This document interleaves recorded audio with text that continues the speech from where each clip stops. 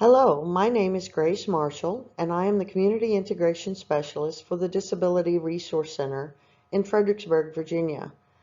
We are an organization that helps people with disabilities to reach their individual goals of living independently with and without supports, and we hope our videos will help you live life your way.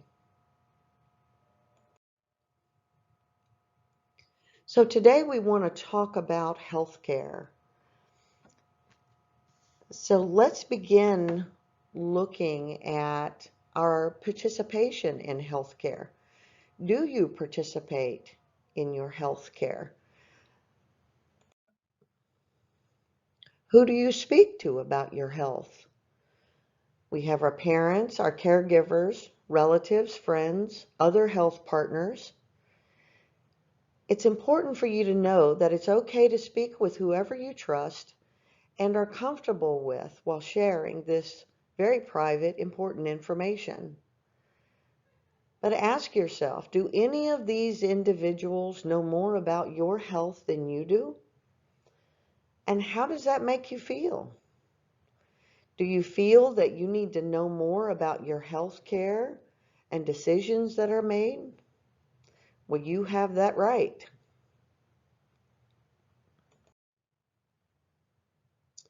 Now, there are some things to consider when choosing to participate in healthcare decisions. If someone has guardianship or someone is your medical power of attorney, you need to understand what these things mean. It's important that you ask questions. Support to help you manage calls, transportation, memory issues, accommodations. All of these things need to be considered when choosing to participate in your healthcare decisions. Who will help you learn how to begin taking the steps to engage in this process? And what is it that you want to know from your doctor? All of these questions are important. And again, you have a right to know. So when thinking about participating in your healthcare, where do you start? Well, the first step in becoming engaged with your own healthcare is to have that important conversation with whomever takes care of the process now. Let that person or persons know that you want to learn more about your health and participate in the making of the decisions. Explain to them why it's important to you. You know, as we age, we begin to realize that there may come a time when the individuals that are taking care of our health care right now will not be available. They won't be able to go to appointments with us. And we realize that we can take part in keeping ourselves healthy. And if we can take that responsibility for doing things in our lives, we really should do so. Healthcare is one of those very important, although very private issues where we really should have some say-so. There are many times when individuals have questions, but they stay silent. Well, you can choose to keep things that way, or you can choose to learn about and participate in your healthcare. The decision to participate is the first step. So let's see how that scenario may play out in our next slide.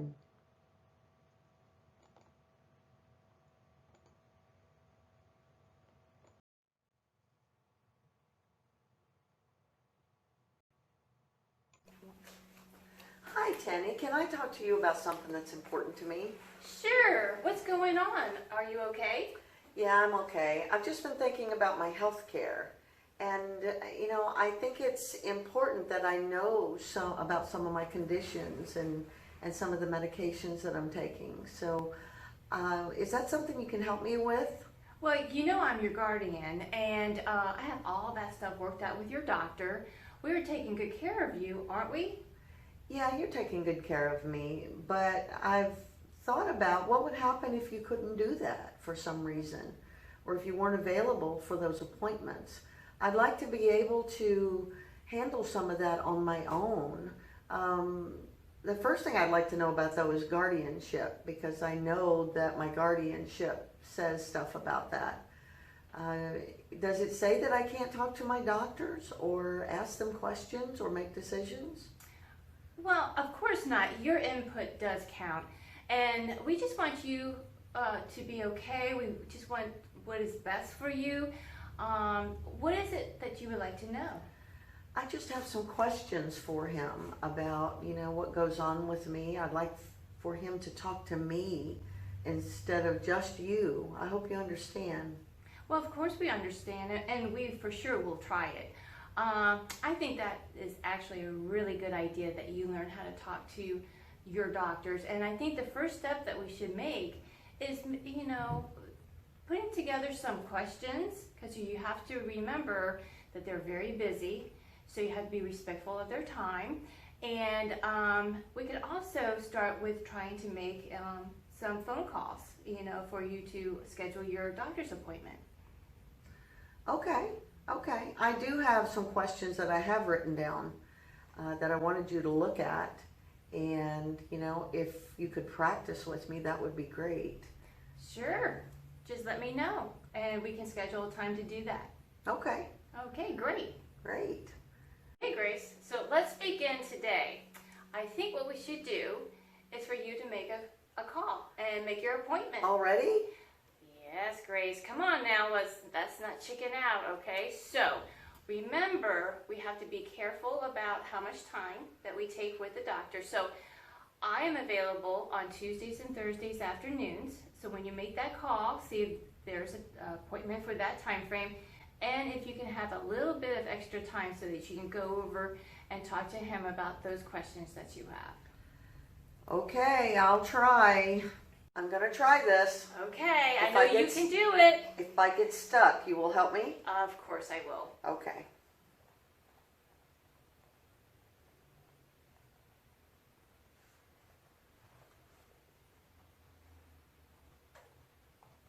Yes, is this Mr. Smith's office? Great. My name is Grace Marshall, and I would like to make my follow-up appointment with Mr. Smith. Yes, I am a patient of his. Do you have anything for Tuesday and Thursday afternoons? That's great. Thank you. Oh, and I almost forgot. Can I get an appointment that's just a little bit longer? I have some questions for the doctor. Great. Thursday at 3 o'clock sounds great. Thank you so much. Well, that wasn't so hard. I know. It's not that hard. Now, can you look at the questions that I've written down, and maybe we can practice them so I won't be so uncomfortable when I go to the doctor? Absolutely. And just remember, write down everything you want to ask him. And I will look that over. So let's figure out a good time to do that, okay? Okay. All right. Thank you. So here are the questions, Tenny, that I wrote down. Oh, great. Give me a few so I can read them over. Wow. They look really good. They look fine. What else would you like to say to the doctor? I think the main thing that I would like for him to know is that I want him to talk to me sometimes. Right. Because sometimes he acts like I'm not even in the room. Right. He uses big words sometimes that I don't understand.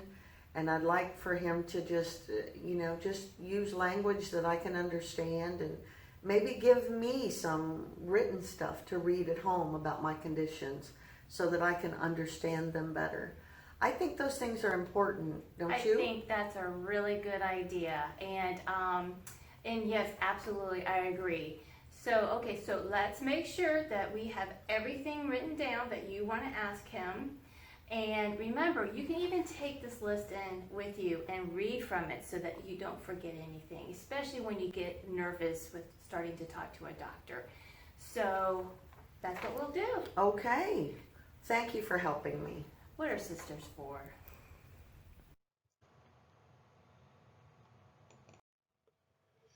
Okay, so in that scenario, we saw how one individual had guardianship of another, but they were willing to have an open conversation about what that guardianship meant and respected the fact that the individual with a disability wanted to participate in their own health care.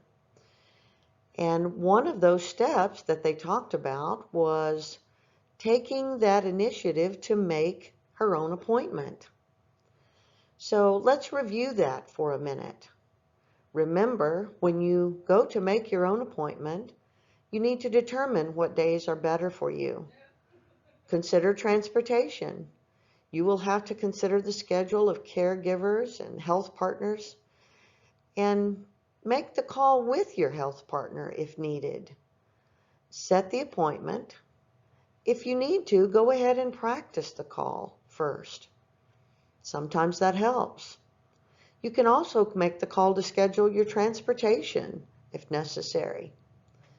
And always remember, make sure you have your insurance card.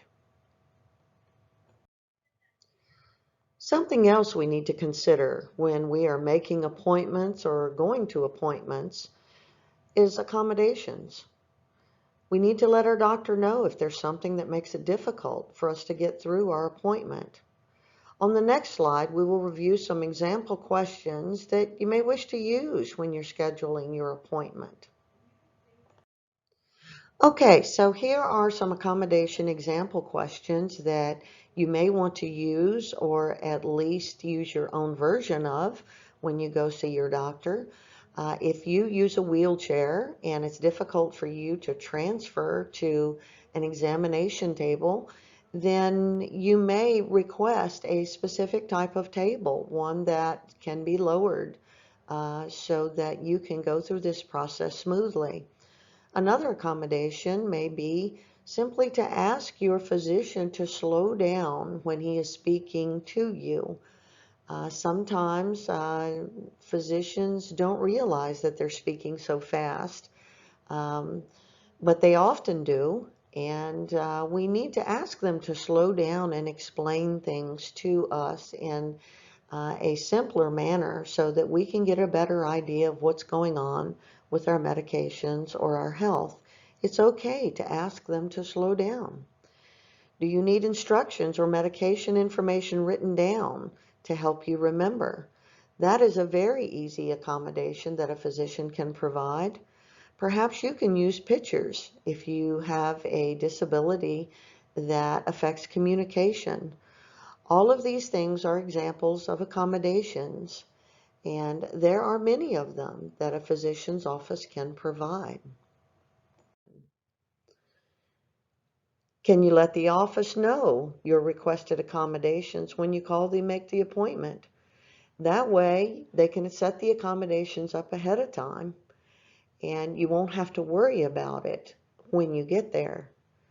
Can the individuals at the front desk help you with scheduling and making calls for transportation if needed? Well, that is the beginning of participating in your health care. You did it. Remember, practice makes perfect. Making those calls is very important, so keep on making those calls. Be respectful of a doctor's time and how you speak to him or her. Remember that it's your health and you do have a voice.